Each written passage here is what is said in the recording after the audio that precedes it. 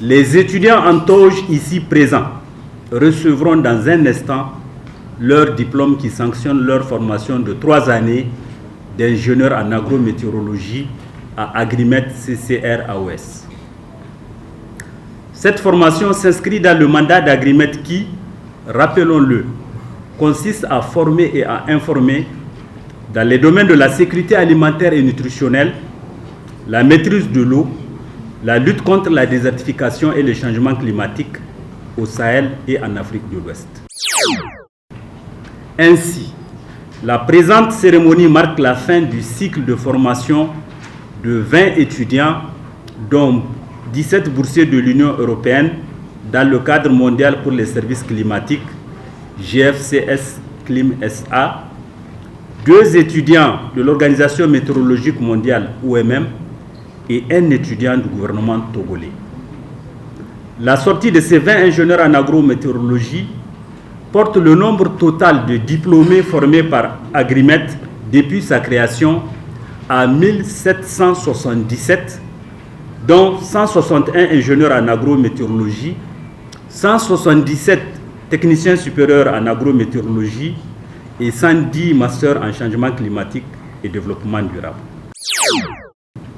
Je profite aussi de cette occasion pour exprimer la gratitude et la reconnaissance du SILS à l'Union européenne pour son appui financier inestimable et continu au profit des populations sahéliennes et ouest-africaines. Je saisis également cette opportunité pour remercier l'ensemble des partenaires du SILS pour leur soutien financier important pour l'organisation des formations diplômantes et continues initiées par Agrimet CCR AOS.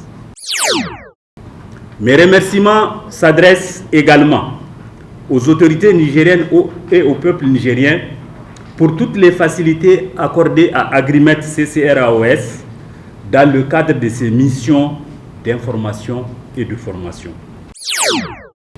Je voudrais, avant de terminer mon allocution, rendre un hommage mérité à l'ensemble des formateurs pour leur sens élevé de responsabilité, leur dévouement et la qualité exceptionnelle de leur enseignement.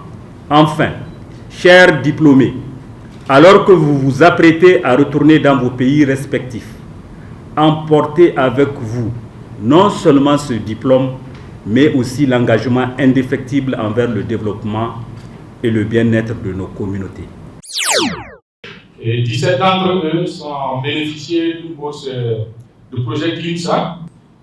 2 autres étudiants ont été supportés par l'Organisation météorologique mondiale et un étudiant par l'Agence nationale de la météorologie du Burkina Faso.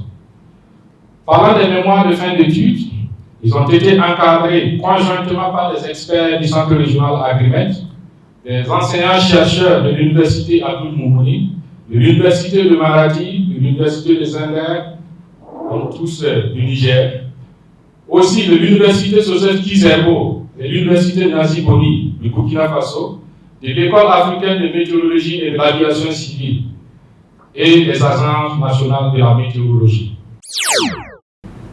En ce jour solennel de sortie de promotion, 20 cadres en agrométéorologie ont été jugés dignes et aptes à l'issue de leur temps de formation.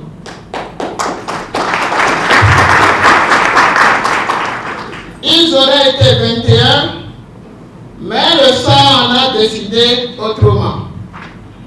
En effet, nous portons dans nos cœurs l'enseignant Aziz Abdul Kaloun, qui n'a pas pu terminer avec nous l'aventure commencée pour des raisons de santé.